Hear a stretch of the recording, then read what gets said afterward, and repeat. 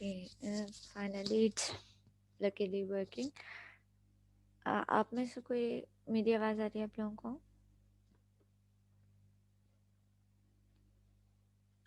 Okay, आप में से कोई एक बंदा ग्रुप पे मैसेज कर दें बाकी बंदों को कि क्लास ज्वाइन कर लें, ठीक है? व्हाट्सएप पे।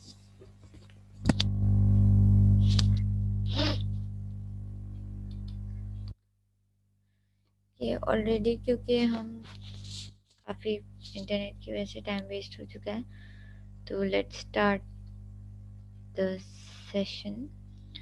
आज जो टॉपिक हमने डिस्कस करना था दैट वाज एडीसी, ठीक है?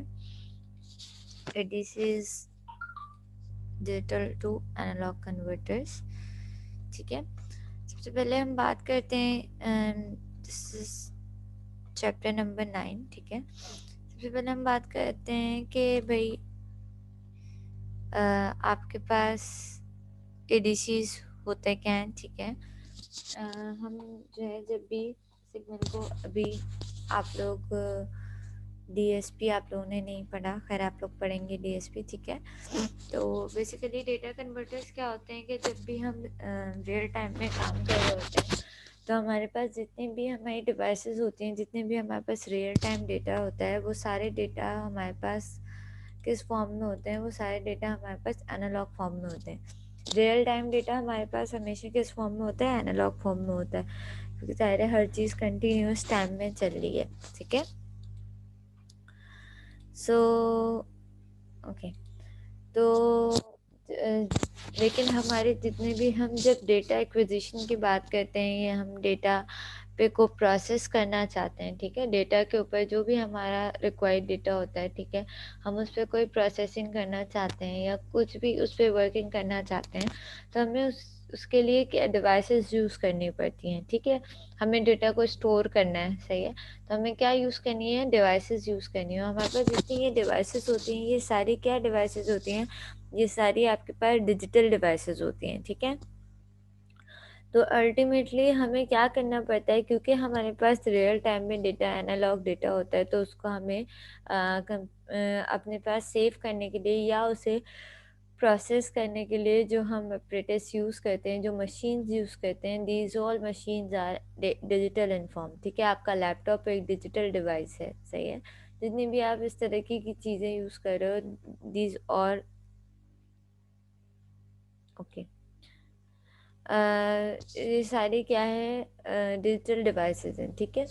तो हमें क्या करना पड़ता है कि हमें अपने एनालॉग डेटा को डिजिटल डेटा में कन्वर्ट करना पड़ता है, ठीक है? एनालॉग डेटा को डिजिटल डेटा में हम कन्वर्ट करते हैं, फिर जब हम उसे कन्वर्ट कर लेते हैं तो हम उसे फिर स्टोर भी कर पाते हैं, उसको हम प्रोसेस भी कर पाते हैं।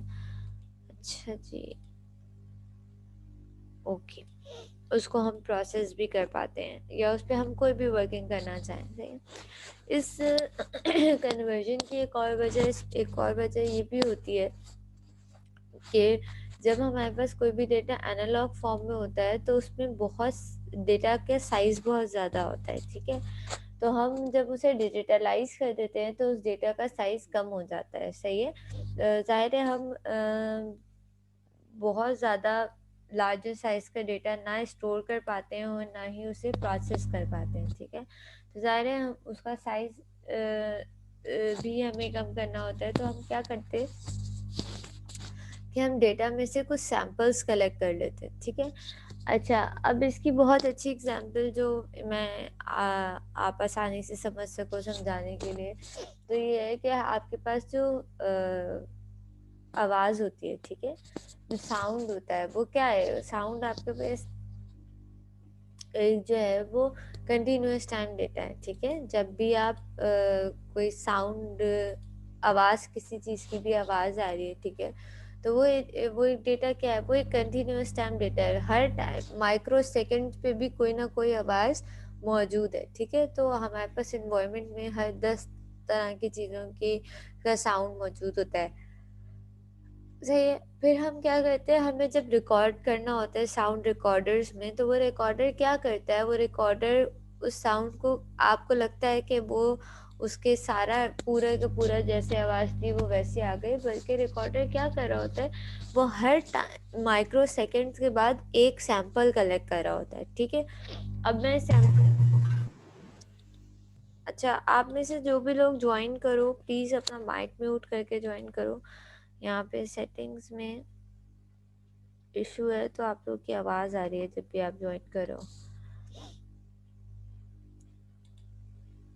अच्छा जी, तो आपका क्या कर रहा होता है, वो सैंपल्स कलेक्ट कर रहा होता है और फिर उसको सैंपल्स को अपने पास सेव कर रहा होता है, ठीक है। अब किस तरीके से, मैं इसकी एक आसान सी एग्जांपल आपको वैसे ही समझाती हूँ, ठीक है। फॉर सपोज मेरे पास ये एक साइन वेव है, सही है, ये इस तरीके से एक साइन वेव आ रही है, सही है। ये शायद मैं पहले भी समझा चुकी हूँ, फिर भी लेट्स, ठीक है। इसके साथ मैंने एक सैम्पलर लगाया हुआ है। सैम्पलर का काम क्या है, सैम्पलर का काम ये है कि sampler, let me draw here ताकि आपको नजर आए। सैम्पलर का काम क्या है, सैम्पलर का काम ये है कि सैम्पलर हर एक पर्टिकुलर टाइम स्टैम्प के बाद वो क्या कर रहा है, सैंपल्स कलेक्ट कर रहा है, ठीक है। एक यहाँ पे, एक यहाँ पे, यहाँ पे, यहाँ पे, सही। इस तरीके से इसका जो बीच का गैप है वो मैंने सेम बनाने की कोशिश की है, अभी बना नहीं है, खैर इसका बीच का गैप जो है वो सेम होता है। अब वो क्या क्या है, इस ये डेटा जब इसके साथ ये वाला इनपुट इस साइन वेव के साथ मर्ज होगा तो क्या होगा, यहाँ पे डेटा आ रहा होगा, मैं इसका पॉइंटर अपना, यहाँ डेटा आ रहा होगा, यहाँ आ रहा होगा, फिर यहाँ आ रहा होगा, यहाँ आ रहा होगा, यहाँ आ रहा होगा, सही। इस तरीके से आपके पास कुछ, इसको कहते हैं सैंपल्स, ठीक है। हमारे पास इस तरीके से कुछ सैंपल्स कलेक्ट हो जाएंगे, ठीक है। अब अगर मैं, ठीक है, अब अगर मैं ये रेड वाली लाइन मिटा दूं जो मेरी इनिशियल साइन वेव थी, ठीक है, अगर मैं उसको मिटा दूं तो मेरे पास डेटा किस फॉर्म में बन जाएगा, मेरे पास डेटा कुछ इस फॉर्म में बन जाएगा, सही है। अब देखो अगर इसमें को मैं गौर करूं, इस इमेज, इस क्या कहते हैं आपके सैंपल्स को, ठीक है, तो अभी भी मुझे नजर आ रहा है कि हाँ भाई ये एक तरह की साइन वेव ही है, सही है। अगर मैं इसके प्रॉपर सैंपल सही से बनाती तो मुझे नजर आ रहा है कि अभी भी साइन वेव ही है। तो मैंने इसको देख के, लेकिन अब मेरे पास हर पॉइंट पे डेटा मौजूद नहीं है। अब मेरे पास कितने सैंपल्स मौजूद हैं, बस ये जितनी लाइंस हैं उतने सैंपल्स मौजूद हैं, ठीक है। लेकिन मेरे पास क्या है, अभी मुझे अभी भी समझ में आ रहा है कि ये साइन वेव है, ठीक है। तो इसको कहते हैं सैम्पलिंग, कि हमने पूरे डेटा में से कुछ सैंपल्स कलेक्ट कर लिए और हमने इतने सैंपल्स कलेक्ट कर लिए कि हमारे डेटा की शक्ल या उसकी जो एक्चुअल मीनिंग है वो बरकरार है, ठीक है। अभी भी ये साइन वेव है, सही है। अभी भी मैं इस लाइंस को देख के, अगर ये मतलब जाहिर है मैंने रफली ड्रॉ किया, अगर ये प्रॉपर ड्रॉ होते हैं अभी भी हमें समझ में आ रहा है कि ये साइन वेव है, ठीक है। लेकिन आपके पास जो है वो क्या है, हमने सिर्फ इसके कुछ जो है वो सैंपल्स कलेक्ट किए हुए हैं, जबकि जब ये हमारे पास कंटिन्यूअस टाइम में थी, ठीक है, जब ये ऐसी थी तो इसमें हजारां सैंपल्स मौजूद थे। जाहिर है इसके इधर बीच में भी तो कोई सैंपल मौजूद है, इसके यहाँ पे भी तो कोई सैंपल मौजूद है, जहाँ पे लाइन नहीं है वहां पे भी तो जो वैल्यू मौजूद है, ठीक है।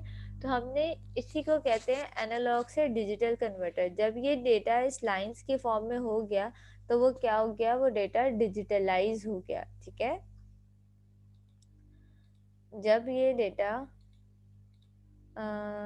इस फॉर्म में हो गया, ठीक है, तो ये डेटा क्या हो गया, डिजिटलाइज हो गया, एनालॉग से डिजिटल में कन्वर्ट हो गया, सही है। इसको कहा जाता है, इस पूरे प्रोसेस को कहा जाता है सैम्पलिंग प्रोसेस, ठीक है। Anjala, are you there? Yes Anjala, मैं अनुष्का बेटा बार बार ज्वाइन कर रही है, मैं उन्हें बार बार एडमिट कर रही हूँ पर उनका ज्वाइन इंटरनेट इशू है, तो आप उन्हें बता दें, ठीक है।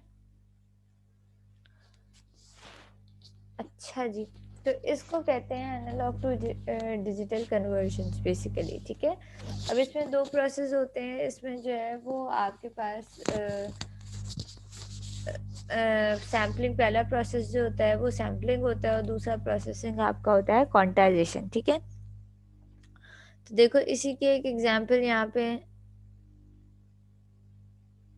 ठीक है। अंजला आप लोग जो कंबाइन मतलब सेशन ले लो, मैं अनुष्का की अटेंडेंस मार्क कर दूंगी, आप लोग साथ ही बैठ के सेशन ले लो, ठीक है, क्योंकि इंटरनेट इशू है, वो मेरे ख्याल से कनेक्ट नहीं हो रहा है।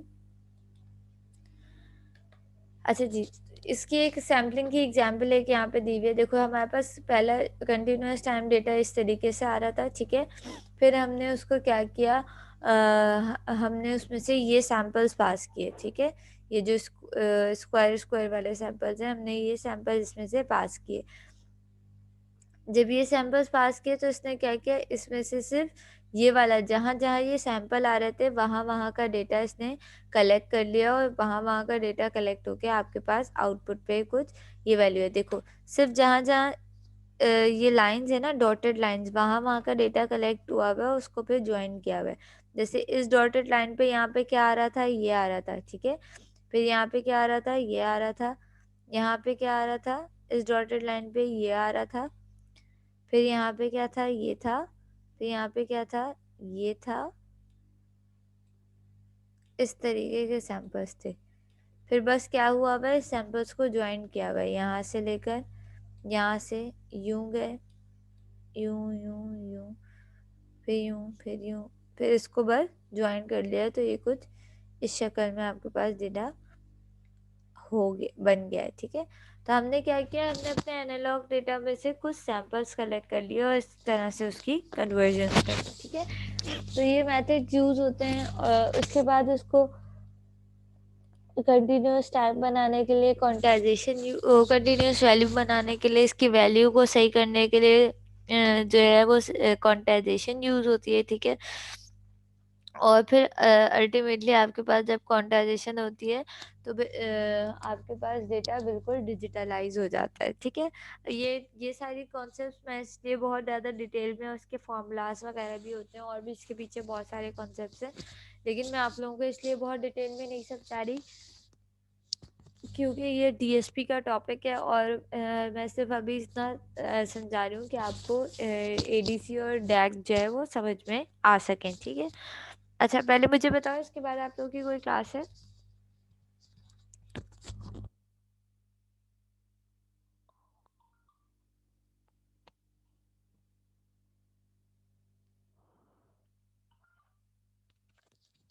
Okay okay okay okay. अच्छा क्योंकि मैंने सेशन लेट स्टार्ट किया नेट के इशू की वजह से, तो मैं एडीसी टॉपिक शुरू कर रही हूँ, ठीक है। और मैं शुरू करने के बाद जो है वो आप लोगों की जब क्लास का टाइम,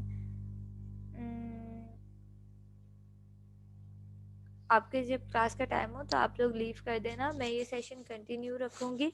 जब टॉपिक ख़त्म हो जाएगा तो वो रिकॉर्डेड हो जाएगा, फिर आप रिमेनिंग रिकॉर्डिंग देख लेना, ठीक है।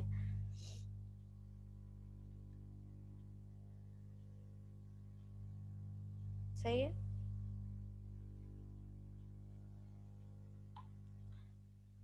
अच्छा जी, ओके तो हम स्टार्ट करते हैं A D and D A converters, ठीक है। आपके पास यहाँ पे दोनों की ब्लॉक डायग्राम्स दिखाई हुई हैं उस तरीके से, जो हमारे पास दोनों की वेव फॉर्म भी बनाई हुई है कि भाई जो हमारे पास डिजिटल डेटा होता है वो किस फॉर्म में होता है। जो ब्लैक वाला है वो हमारे पास डिजिटल डेटा है, और जो ब्लू वाला है वो हमारे पास एनालॉग डेटा है, ठीक है, किस तरीके से होता है। Figure 9.37 depicts the functional block representation of AD and DA converters. ये ब्लॉक डायग्राम में आपके पास एडी में क्या होता है, एनालॉग टू डिजिटल कन्वर्टर में क्या होता है, एनालॉग डेटा होता है और डिजिटल आउटपुट होता है। और डीए में क्या होता है, डिजिटल डेटा होता है और एनालॉग आउटपुट होता है आपके पास, ठीक है। अच्छा जी, conversely DA also card DAC accepts the N, अच्छा यही सारी बात लिखी हुई है, ठीक है। At the output of SH circuit, a staircase waveform such as that in figure 3.8 is obtained. The staircase waveform can be smoothed by low pass filter सही है, मतलब हमारे पास आउटपुट पे इस तरीके से डेटा आ जाता है, ठीक है। अच्छा, हम अब पहले जो है वो हम एडी कन्वर्टर्स पढ़ेंगे, ठीक है। एनालॉग टू डिजिटल कन्वर्टर्स हम पहले पढ़ेंगे। जब हम एनालॉग टू डिजिटल कन्वर्टर्स पढ़ लेंगे फिर हम डीए कन्वर्टर्स पढ़ेंगे, ठीक है। तो पहले एडी कन्वर्टर्स की बात करते हैं। एडी कन्वर्टर्स में क्या चीज़ मौजूद है। एडी कन्वर्टर्स में आपके पास ये एक आपके पास फीडबैक टाइप कन्वर्टर दिया हुआ है। कन्वर्टर्स की बहुत ज़्यादा, एनालॉग टू डिजिटल कन्वर्टर्स की बहुत ज़्यादा टाइप्स हैं, ठीक है। तो हमारे पास जो ये ब्लॉक डायग्राम दी हुई है आपके पास, सही है, जिसके थ्रू इन्होंने जो है वो एक टाइप डिस्कस की है, that is the feedback type converter, सही है। Figure 9.43 shows a simple AD converter that employs a converter। इसमें हमारे पास क्या क्या लगा हुआ है, एक कंपैरेटर लगा हुआ है, ठीक है, एक काउंटर लगा हुआ है और एक डीए कन्वर्टर लगा हुआ है, ठीक है। The comparator circuits provide an output that assumes one of अच्छा, अब इसकी मैं वर्किंग एक दफ़ा इसको रीड करते हैं, फिर मैं आपको वैसे इसकी वर्किंग समझा दूंगी कि ये किस तरीके से आपके पास एडी कन्वर्टर्स किस तरीके से काम कर रहा होता है, ठीक है। The comparator circuits provides an output that assume one of the two distinct value, positive when the difference input signal is positive, negative when the different input signal is negative, ठीक है। which is a steady comparator. Acha.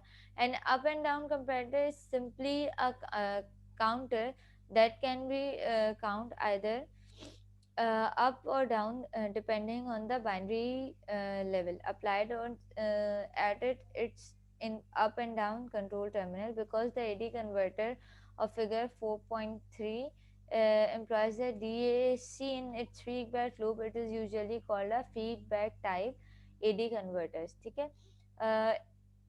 It operate that follow one अच्छा, पहले क्या बताया हुआ है कि भैया आपके पास कंपैरेटर का काम क्या, आपको पता है कंपैरेटर क्या करता है, दो वैल्यूज को कंपेयर करता है और आउटपुट पे आपको पॉजिटिव या नेगेटिव वैल्यू दे रहा होता है, ठीक है। जब आपके पास डिफरेंस जो होता है दोनों का वो पॉजिटिव होता है तो आउटपुट पे आपके पास पॉजिटिव वैल्यू आता है, डिफरेंशियल कंपैरेटर है ये, ठीक है। और जब आपके पास दोनों का कंपेयर डिफरेंस जो है वो नेगेटिव होता है तो आपके पास नेगेटिव आउटपुट आ रहा होता है, ठीक है।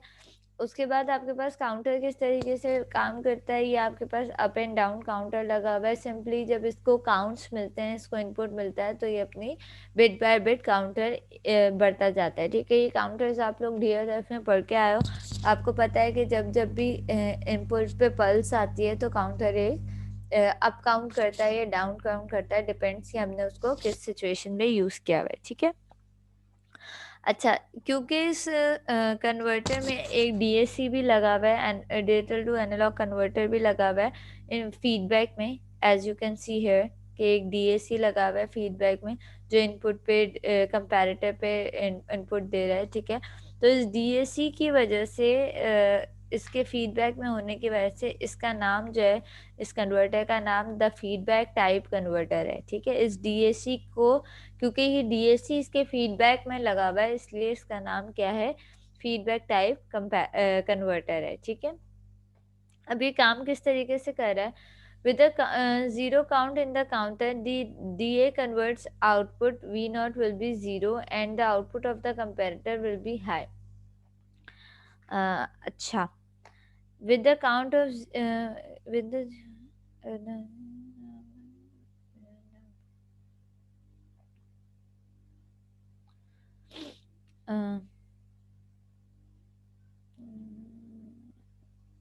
ओके,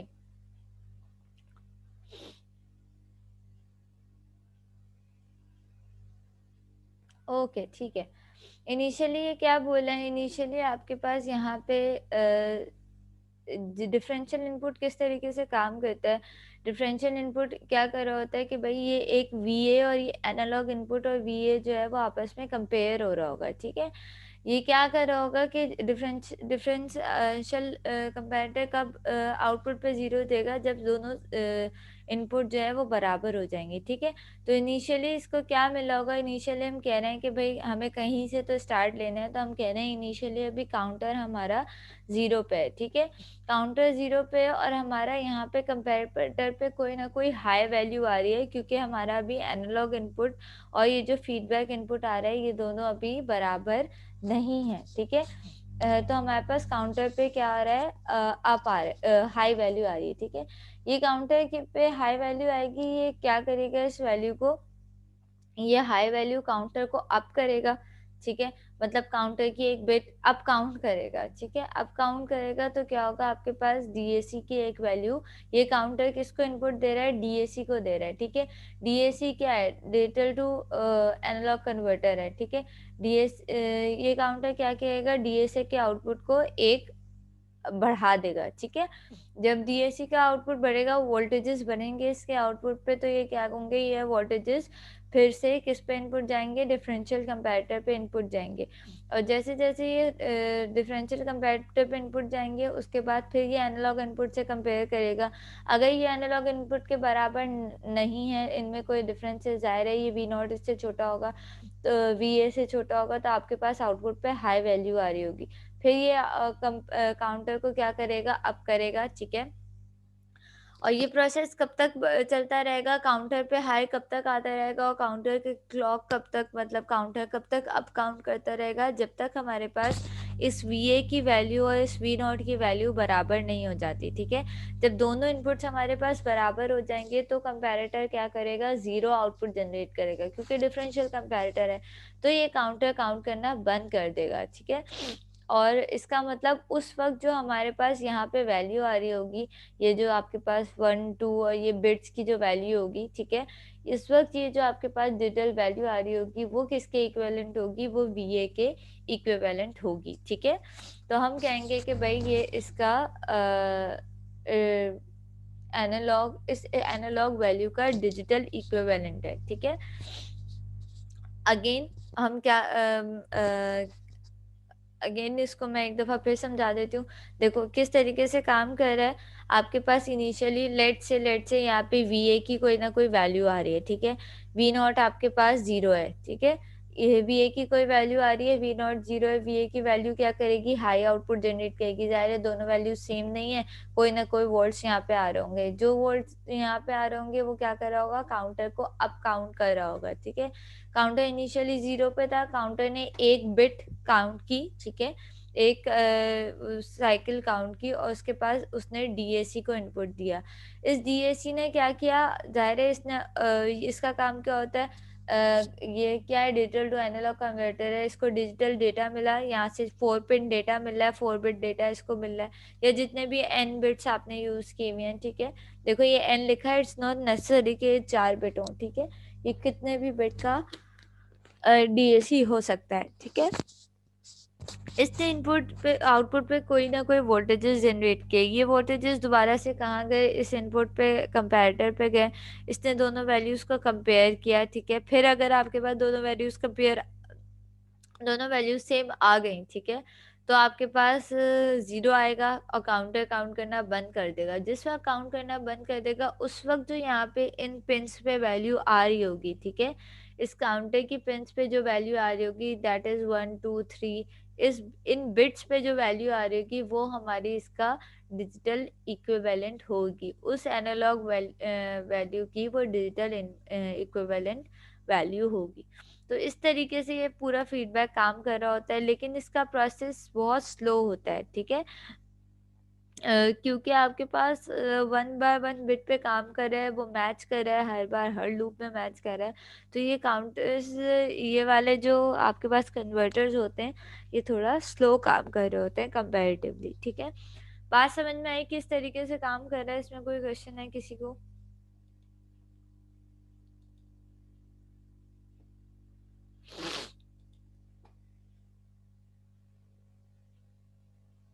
बेटा ये चैप्टर 9 है। बुक के बिल्कुल लास्ट चैप्टर है। चैप्टर बेसिकली चैप्टर 9 नहीं है ये, बिल्कुल बुक के बिल्कुल आखिर में देखो, चैप्टर 9 के नाम से ही होगा, चैप्टर 14 के भी बाद है। आप लोगों के पास बुक जो है उसमें अगर ये नहीं है तो मैं ये शेयर कर दूंगी,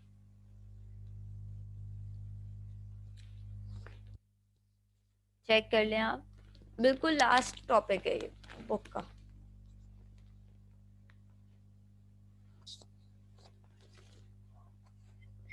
अपनी पीडीएफ में जाके एडीसी सर्च करो तो मेरे पास ये आ जाए। बिल्कुल, ये जीरो से डेटा फेच करना स्टार्ट करेगा, काउंटर जीरो से चलना स्टार्ट होगा।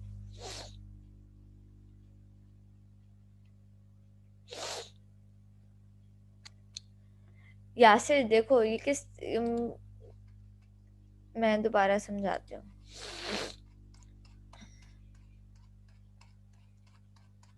Let me go to the page. देखें ऐसे, इनिशियली हमारे पास यहाँ पे बी ए की कोई वैल्यू है, ठीक है, और बी नॉट की कोई वैल्यू नहीं है, ठीक है। जब बी ए की कोई वैल्यू है तो क्या होगा यहाँ पे, क्योंकि ये कंपैरेटर है, कोई ना कोई वोल्टेजेस आउटपुट पे जनरेट कर रहे होंगे, डिफरेंशियल कंपैरेटर है, ठीक है। तो आपके पास आउटपुट पे कोई ना कोई वोल्टेजेस मौजूद होंगे। ये वोल्टेजेस क्या करेंगे, ये काउंटर को इनपुट देंगे। काउंटर क्या करेगा, जब इसको यहाँ से हाई इनपुट मिलेगा ये क्या करेगा, अप काउंट करेगा, ठीक है। अप काउंट किया इसने इसने अगर ये समझो फॉर सपोज ये जीरो पे था, तो अब ये क्या हो गया, ये वन पे आ गया, ठीक है। इसने अप काउंट किया है। हमाद म्यूट योर माइक, ठीक है। अच्छा, उसके बाद जैसे ही इसने अप काउंट किया, इसने किसको इनपुट दिया, डीएसी को इनपुट दिया, ठीक है। डिजिटल टू एनालॉग कन्वर्टर को इनपुट दिया। इसके पास कोई ना कोई जब इनपुट आएगा, कोई इसके पास फॉर सपोज 4 बिट का हम सपोज कर लेते हैं, इसके पास इनपुट आ रहा है 0001, ठीक है। इसने जिस 0001 को देखा और इसके रिस्पेक्टिवली इसने आउटपुट वोल्टेजेस कुछ ना कुछ वी नॉट जनरेट करवाया, ठीक है। ये वी नॉट यहाँ पे गया दोबारा इस नेगेटिव इनपुट पे, ठीक है। फिर ये डिफरेंशियल कंपैरेटर क्या करेगा, इन दोनों को कंपेयर करेगा। अगर तो ये दोनों सेम है, तो सेम नहीं है तो आउटपुट पे फिर से वन आएगा। अगर ये दोनों सेम नहीं है तो आउटपुट पे फिर से वन आएगा, ठीक है। और ये फिर काउंटर को एक अप करेगा, फिर ये काउंटर यहाँ पे डीएसी को वैल्यू देगा, ये डीएसी अपने वी नॉट की वैल्यू बढ़ाएगा, ठीक है। फिर ये फीडबैक में इनपुट देगा, फिर दोनों कंपेयर होंगी। और अब की बार अगर सेम आ गई, जब तक ये दोनों सेम नहीं आएंगी ये प्रोसेस चलता रहेगा। जब ये दोनों सेम आ गई तो क्या हुआ, ये इसके आउटपुट पे जीरो आया, ठीक है। इसने काउंटर को एनेबल नहीं किया, काउंटर को इनपुट नहीं दिया, तो काउंटर पे इसका मतलब काउंटर वहीं रुक जाएगा। और इस वक्त जो काउंटर की वैल्यू आ रही है वो किसके बराबर है, इस वीए के इक्विवेलेंट है, ठीक है। तो काउंटर पे जो भी उस टाइम पे वैल्यू आ रही होगी वो उस वीए के एनालॉग डेटा के आपके इक्विवेलेंट होगी। अब समझ में आई यहाँ से?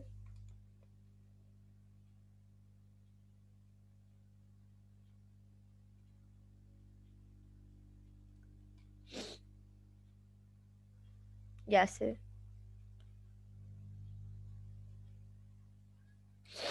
ठीक है, सही है। अच्छा, अच्छा, ये वाले कंपैरेटर्स जो हैं वो ज़ाहिर कन्वर्ट तो कर देते हैं डेटा, लेकिन ये जो है वो कंपैरेटिवली, क्योंकि ये 1 बाय 1 बिट पे चल रहे हैं, तो ये कंपैरेटिवली स्लो काम कर रहे होते हैं ये वाले आपके पास जो कन्वर्टर्स होते हैं, ठीक है। उसके बाद हमारे पास दूसरी टाइप जो कन्वर्टर्स की यहाँ पे डिस्कस की गई है, that is dual slope converters, ठीक है। अब डुअल स्लोप क्या करेंगे, अच्छा इसमें दो चीज़ें होती हैं, एक सिंगल स्लोप और एक डुअल स्लोप, ठीक है। मैं डुअल स्लोप ही समझाऊंगी तो आपको सिंगल स्लोप भी समझ में आ जाएगा, ठीक है। यहाँ पे जो डिस्कस किया हुआ है वो सिंगल स्लोप है। आपकी लैब में जो है वो वाली लैब, लेकिन अच्छा, आप लोगों ने जो लैब नंबर 13 प्रिंट करवाई है वो कौन सी थी, लैब नंबर 13 का टाइटल बताएगा कोई मुझे? वो एडीसी और डीए से था या स्लोप इंटीग्रेटिंग एडीसी था?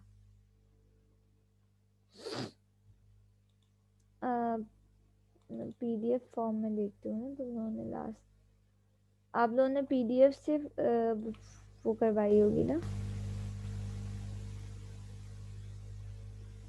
अच्छा, स्लोप इंडिकेशन वो भी था, ठीक है सही।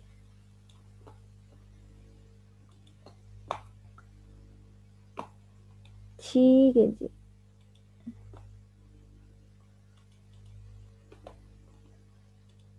सही। अच्छा जी, अब हम स्टार्ट करते हैं डुअल स्लोप एडी कन्वर्टर, ठीक है। डुअल स्लोप एडी कन्वर्टर की जो आपके पास सर्किट डायग्राम है वो जिस तरीके के, पहले सर्किट डायग्राम को समझ लो, फिर आगे आपके पास हम आगे देखते हैं, ठीक है। आपके पास सबसे पहले जो ये एक इंटीग्रेटर लगा हुआ है, ठीक है, उसके बाद आपके पास एक कंपैरेटर लगा हुआ है, एक कंट्रोल, कंपैरेटर का आउटपुट कंट्रोल लॉजिक को मिल रहा है, ठीक है, और कंट्रोल लॉजिक का आउटपुट जो है वो काउंटर को मिल रहा है, ठीक है। अब हम इसको पूरा रीड करते हैं कि ये काम किस तरीके से कर रहा है, ठीक है।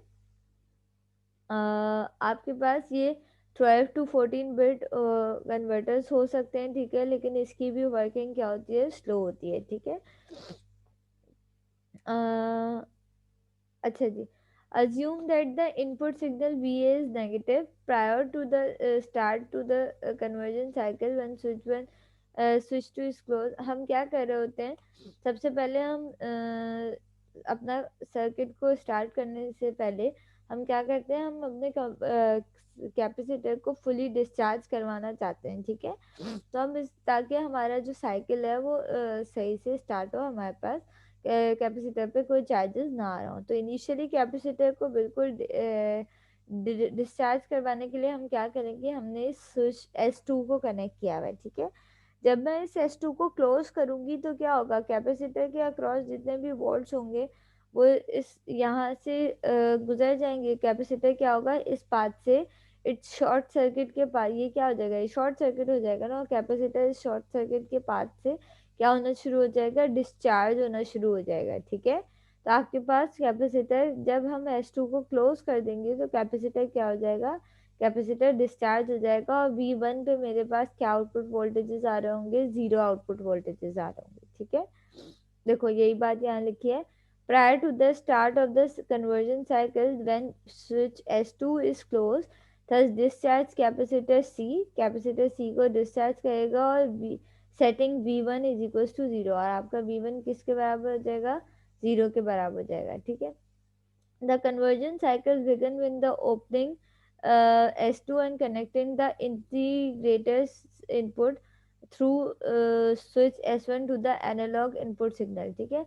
हमारी कन्वर्जन साइकिल कब स्टार्ट होगी, analogue to digital conversion, data conversion हमारा कब स्टार्ट होगा, जब हम इस S2 को दोबारा से ओपन कर देंगे और इस S1 को हम अपने VA हमारा क्या है, ये ऊपर वाला VA हमारा है आपका this VA is your analogue input, ठीक है। तो आपके पास हमने अब S1 को किस पे कर दिया, VA पे कर दिया, ठीक है। अब VA पे कोई ना कोई वोल्टेजेस आ रहे हैं, ठीक है। ये वोल्टेजेस क्या होंगे, ये वोल्टेजेस इस रजिस्टर से गुजरेंगे, और ये क्या होगा, अल्टीमेटली आपके पास यहाँ पे क्या कहते हैं, ये कैपेसिटर दोबारा से चार्ज होना शुरू हो जाएगा, ज़ाहिर है इसमें से करंट, इस रजिस्टर के थ्रू करंट पास करेगा, तो आपके पास कैपेसिटर दोबारा चार्ज होना शुरू हो जाएगा, और आपके पास आउटपुट पे V1 पे कोई ना कोई वैल्यू आ रही होगी, ठीक है।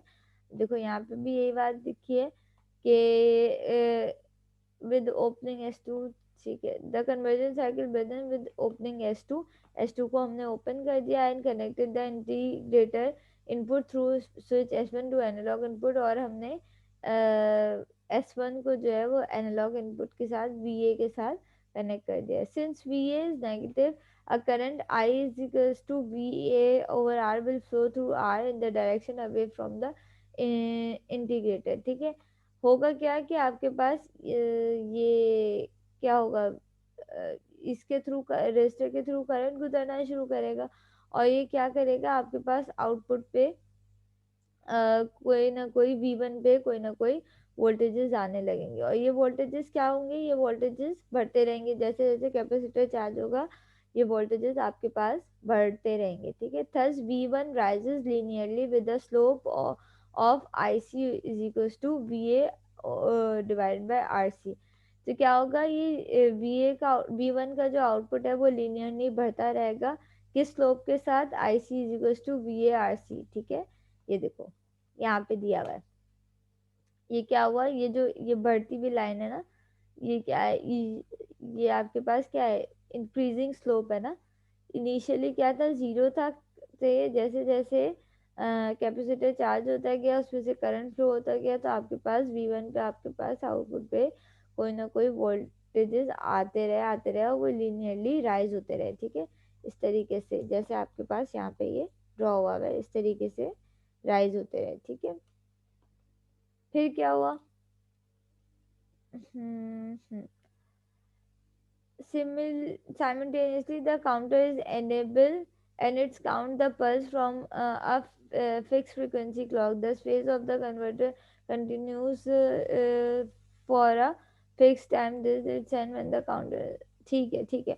और होता क्या रहेगा, जब ये V1 बढ़ता रहेगा, ये कंपैरेटर पे हाई आउटपुट रहेगा, ये कंट्रोल लॉजिक को इनपुट देगा, कंट्रोल लॉजिक काउंटर को पल्स देगी, और अल्टीमेटली आपका काउंटर क्या करेगा, काउंट होता रहेगा, ठीक है। और ये काउंटर कब तक काउंट होता रहेगा, पहली बिट आएगी, दूसरी बिट आएगी, तीसरी बिट आएगी, और ये काउंटर कंटिन्यूअसली कब तक काउंट होता रहेगा, जब तक हम इसकी ये अपनी रेफरेंस वैल्यू के अक्रॉस रेफरेंस वैल्यू के बराबर नहीं हो जाता, ठीक है। और उस रेफरेंस वैल्यू का नाम दिया हुआ है एन रेफरेंस, ठीक है। ये काउंटर जब तक काउंट करता रहेगा, जब तक ये समझो, ये जो रेफरेंस वैल्यू है ये एक तरह की थ्रेशोल्ड वैल्यू है, ठीक है। तो जब तक आपके पास एन रेफ नहीं आएगा, आपका काउंटर क्या करेगा, काउंट करता रहेगा, ठीक है। ये usually this for N N bit converter N ref is equals to 2n से, ये यूजुअली हम एन रेफ कैसे कैलकुलेट करते हैं, जितने हमारे पास काउंटर की बिट्स होती हैं 2 की पावर n, फॉर्मूला यूज करके हम एन रेफरेंस की वैल्यू निकाल सकते हैं। Denoting the peak of the peak voltage at the output of the integrator S V peak can be right with the reference, सही है। अब इनपुट पे अच्छा, ये कब तक चार्ज हो रहा है, आई मीन ये कब तक लीनियरली इनपुट इंक्रीज हो रहा है, जब तक ये स्लोप कब तक इंक्रीज हो रहा है, इस पूरे टाइम को कहा हुआ है T1, ठीक है। तो इसका मतलब मेरा जो सर्किट है वो वी पीक पे पहुंचेगा, ठीक है, कितने टाइम में, T1 के टाइम में, ठीक है। ये आपका जो आउटपुट वोल्टेजेस है ये अपनी पीक पे कब पहुंचेंगे, जब ये एन रेफरेंस आ जाएगा, और ये इस पूरे टाइम को बोला हुआ है T1, ठीक है। तो आपके पास इक्वेशन क्या बन गई, V peak divide by T1,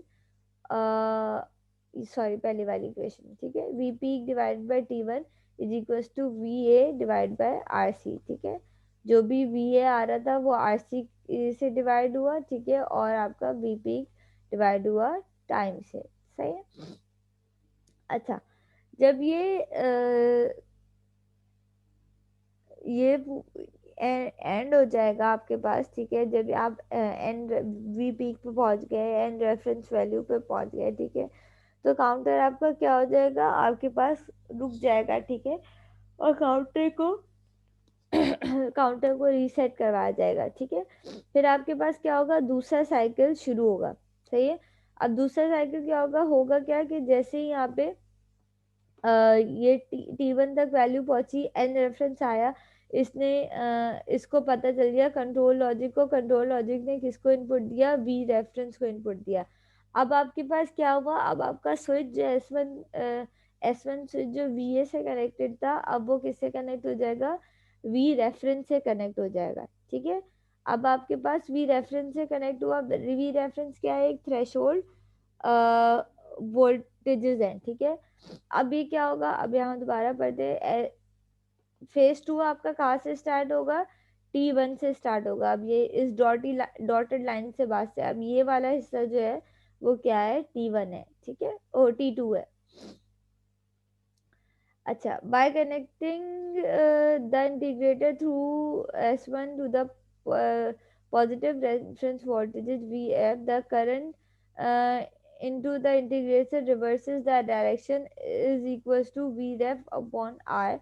Thus, V1 decreases linearly with the slope of Vref divide by R C. ठीक है, अब क्या होगा आपके पास, करंट क्या होगा आपके पास, जब ये वी रेफ पे आया तो आप कह रहे हैं आपके पास करंट की अपोजिट डायरेक्शन है। पहले बताया हुआ था करंट नेगेटिव है, ठीक है, ये चार्ज हो रहा था। अब क्या होगा, ये वी रेफ जो है वो, क्योंकि इसकी अपोजिट डायरेक्शन है, ठीक है, ये करंट जो है पहले नेगेटिव करंट था, अब ये पॉजिटिव करंट है।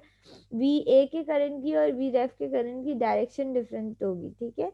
तो अब क्या होगा, ये वी जब ये वी रेफरेंस में कनेक्ट होगा तो क्योंकि करंट की डायरेक्शन अपोजिट होगी तो ये क्या होगा, ये डिस्चार्ज होना शुरू हो जाएगा और V1 पे आपके पास वोल्टेजेस कम होने शुरू हो जाएंगे, ठीक है। V1 पे आपके पास वोल्टेजेस कम होने जाएंगे, अगेन ये कंपैरेटर को आउटपुट देगा, ठीक है, कंपैरेटर कंट्रोल लॉजिक को आउटपुट देगा और ये कंट्रोल लॉजिक काउंटर को आउटपुट देगा, ठीक है। होगा क्या, और ये फिर ये काउंट कब तक चलता रहेगा, ठीक है।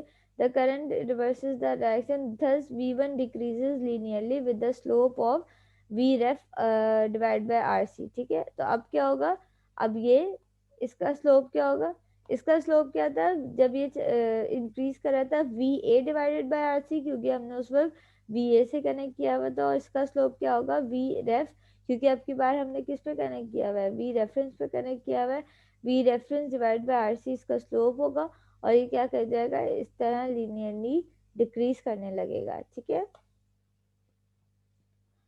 अच्छा जी, simultaneously the counter is enabled and it counts the pulses from the fixed frequency clause. When V1 reaches the 0 volt, the comparator signals signals the control logic to stop the count, denoting the duration of free to, सही है। अब ये क्या होगा, जब V1 जो है वो 0 हो जाएगा बिल्कुल, तो ये क्या करेगा, कंट्रोल लॉजिक को इनपुट देगा और कंट्रोल लॉजिक काउंटर को इनपुट देगा टू स्टॉप, ठीक है।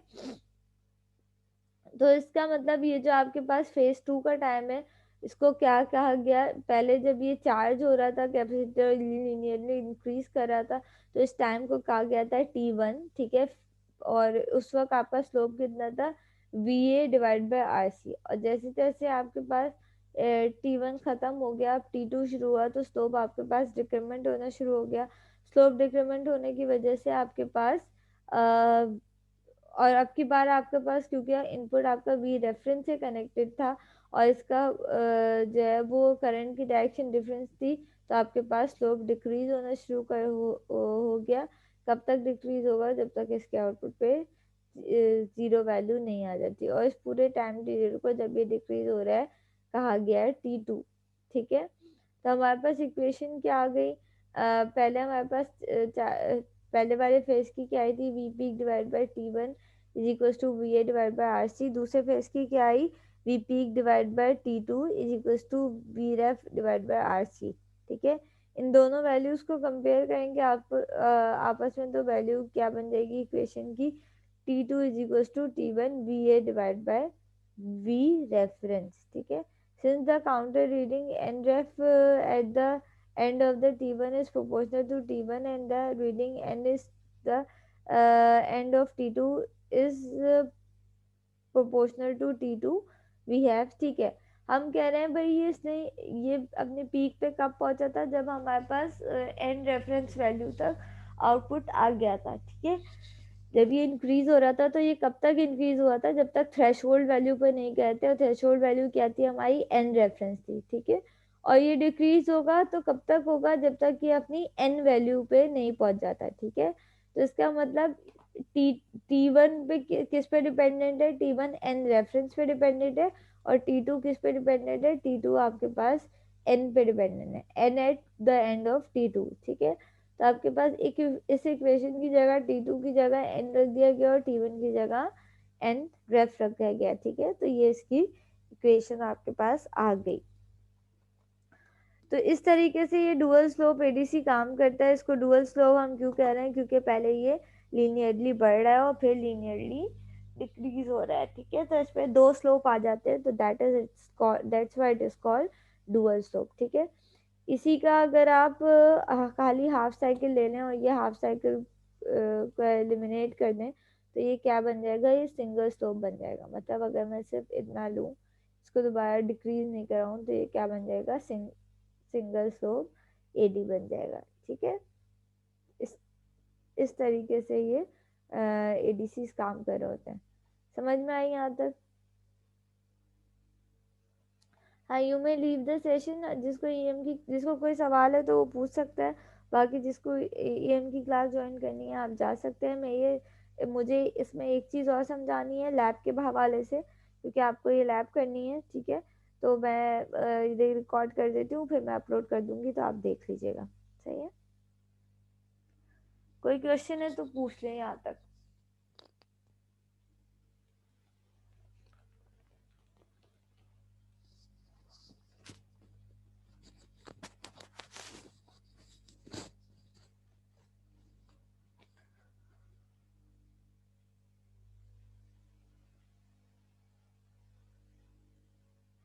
ठीक है, तो आप लीव कर सकते हैं। जिसको कुछ नहीं पूछना तो वो लीव कर सकता है।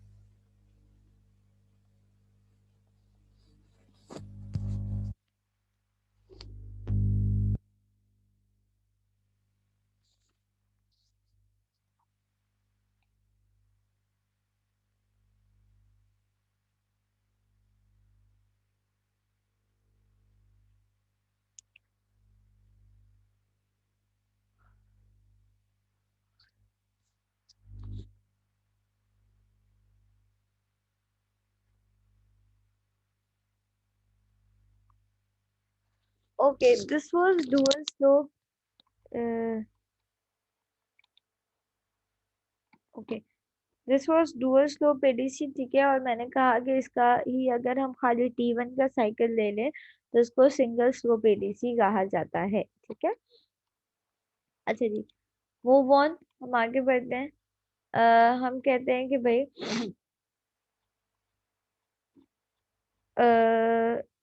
ये आपके पास डुअल स्लोप एडीसी था। अब मैं लैब के हवाले से समझा देती हूँ आपको। एक लैब परफॉर्म करनी थी, ठीक है। उस लैब के हवाले से मैं आपको समझा देती हूँ कि उस लैब में आपको क्या करना है। बेसिकली ये लैब नंबर आपकी 13 थी, जो कि हमारी रह गई थी, हम परफॉर्म नहीं कर पाते यूनिवर्सिटी में। तो हमें ये परफॉर्म करनी थी, ठीक है। इसमें करना क्या है, इसमें फ्लैश एडीसी और R2R डीएसी डिस्कस किया हुआ है। अच्छा, डीएसी मैंने अभी आपको पढ़ाया नहीं है, सही है, तो डीएसी मैं अभी आपको पढ़ाऊंगी। लेकिन क्योंकि हमारे पास लैब परफॉर्म करने का टाइम कम है, तो आप इसका सर्किट एटलीस्ट आप बना लीजिएगा, ठीक है। फिर मैं इसको एक्सप्लेन आपको बाद में कर दूंगी। मतलब अगली क्लास में मैं आपको एक्सप्लेन कर दूंगी कि डीएसी काम किस तरीके से करते हैं, ठीक है।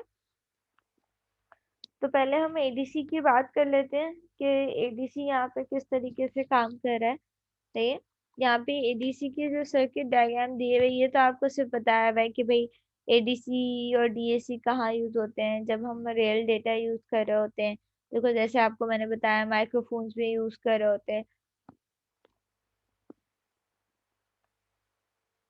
माइक्रोफोन से जो हमारा डेटा आ रहा है वो किस फॉर्म में है, एनालॉग फॉर्म में है। फिर उसको एडीसी से एनालॉग टू डिजिटल में कन्वर्ट किया जाता है। फिर उसे डिजिटल से को स्टोर किया जाता है डिजिटल सिस्टम में। फिर डिजिटल से जब हमें आउटपुट लेना होता है तो दोबारा डीएसी में डाला जाता है। और फिर इस डीएसी का आउटपुट क्या करता है, ये हमें कंटिन्यूअस टाइम इनपुट दोबारा वापस कर देता है, ठीक है। तो हमें वैसे ही, फॉर सपोज जो यहाँ पे हमने इनपुट दी थी, हमें वैसे ही आउटपुट पे आवाज सुनाई देती है, ठीक है। फ्लैश फ्लैश एडीसी किस तरीके से काम करते हैं, देखो फ्लैश एडीसी जिस तरीके से काम करते हैं कि आपके पास ये चार कंपैरेटर्स लगे हुए हैं, ठीक है। और जो इसका इनपुट है, ये वोल्टेज डिवाइडर के साथ कनेक्टेड है। देखो, हर किसी के साथ एक रेजिस्टर लगा हुआ है, वो वोल्टेज डिवाइडर के साथ कनेक्टेड है। होगा क्या, आपके पास इनपुट पे भी इन पे वोल्टेजेस आ रहे होंगे, ठीक है। वोल्टेजेस आएंगे और ये क्या करेगा, ये कंपैरेटर वोल्टेजेस सारे वोल्टेज ये सारे कंपैरेटर वन बाय वन जो है वो मतलब साइमल्टेनियसली वोल्टेज को कंपेयर करेंगे, ठीक है। जैसे जैसे आपके पास ठीक है, the output of the comparator is figure to correspond to digital word. और इस आउटपुट इस कंपैरेटर का जो आउटपुट है ये क्या लगा हुआ है, ये डिजिटल फॉर्म को रिप्रेजेंट कर रहा है। ये सब देखिए हमने ये सारे एक एक एलईडी के साथ लगाया हुआ है, ठीक है। तो इसका मतलब जब यहाँ पे ये वाला कंपैरेटर पे आखिरी वाले कंपैरेटर पे दिस इज हियर, ठीक है, जब इस कंपैरेटर पे आउटपुट आ रहा होगा तो ये वाली एलईडी जल रही होगी, जब यहाँ पे हाई आ रहा होगा, ठीक है, जब यहाँ पे हाई आ रहा होगा तो ये वाली जल रही होगी, जब यहाँ पे हाई आ रहा होगा तो जब यहाँ पे हाई आ रहा होगा तो ये वाली जल रही होगी, जब V2 पे हाई आ रहा होगा, जब V3 पे हाई आ रहा होगा तो ये वाली एलईडी जल रही होगी, और जब V4 पे हाई आ रहा होगा तो ये वाली एलईडी जल रही होगी।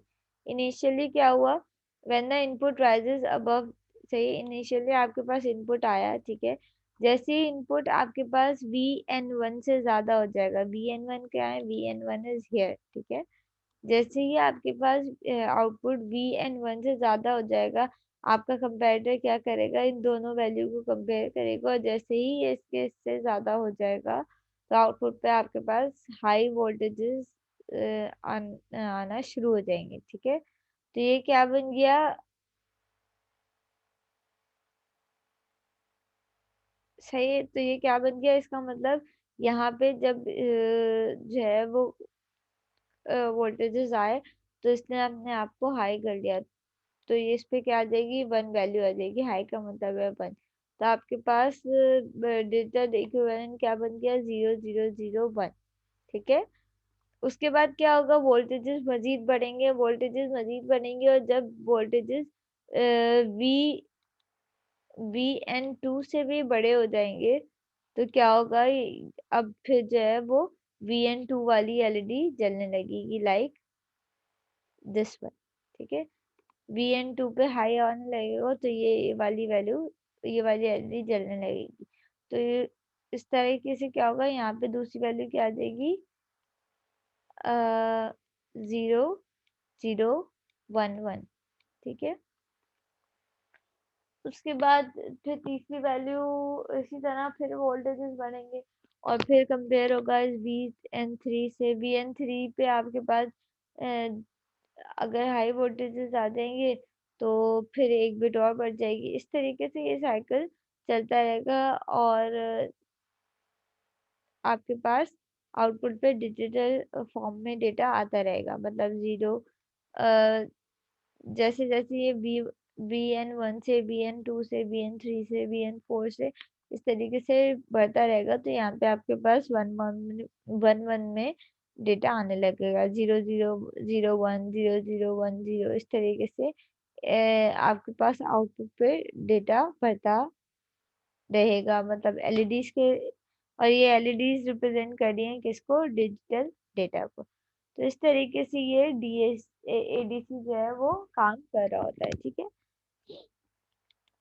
आपको लैब में क्या बनाना है, आपको लैब में अच्छा ये जो नीचे डी ए एडीसी डीएसी का सर्किट दिया हुआ है, ठीक है, हमने पहले एडीसी का सर्किट पढ़ा, अब ये नीचे डीएसी का सर्किट दिया हुआ है, ठीक है। लैब में आपको क्या करना है, आपको ये एडीसी बनाना है, चार तीन ऑप एम्प्स का इसको यूज करते हुए बनाया हुआ है, देखो आउटपुट पे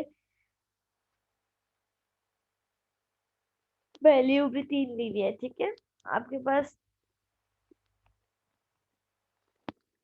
आईसी का नंबर भी बताया हुआ है, आपको सब कुछ बताया हुआ है, आपको क्या करना है, आपको ये सर्किट बनाना है, ठीक है। इस सर्किट को बना के इस पे जो भी इनपुट दिया हुआ है, इनपुट वोल्टेजेस वो आपको प्रोवाइड करने हैं, ठीक है। ये देखो 0.2 0.4 0.7, और जो भी आउटपुट पे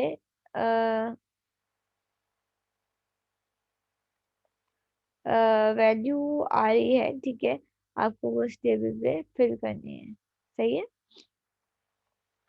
दूसरा सर्किट है आपका डिजिटल टू एनालॉग कन्वर्टर का, डिजिटल टू एनालॉग कन्वर्टर अभी मैंने आपको नहीं पढ़ा है, आप ये सर्किट लेकिन फिर भी बना सकते हैं, आसान से है। ये सर्किट बना के आपको सिर्फ वी आउट की वैल्यू मेजर करनी है, ठीक है।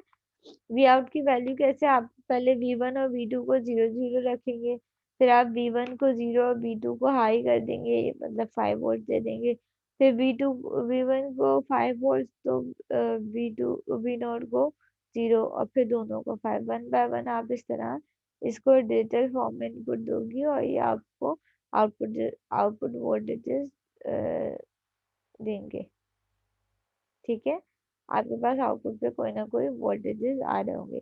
तो ये क्या है, डिजिटल टू एनालॉग कन्वर्टर है, इसको हमने डिजिटल डेटा दिया तो इसने एनालॉग आउटपुट आउटपुट दिया, ऊपर हम एनालॉग डेटा दे रहे थे तो वो डिजिटल आउटपुट दे रहा था। ठीक है, तो ये टास्क नंबर 1 और टास्क नंबर 2 लैब नंबर 13 का आपको परफॉर्म करना है, और इसको देख के आपको दोनों सर्किट बना के और टेबल्स बस फिल करने हैं। ठीक है, ये आप कर लीजिएगा।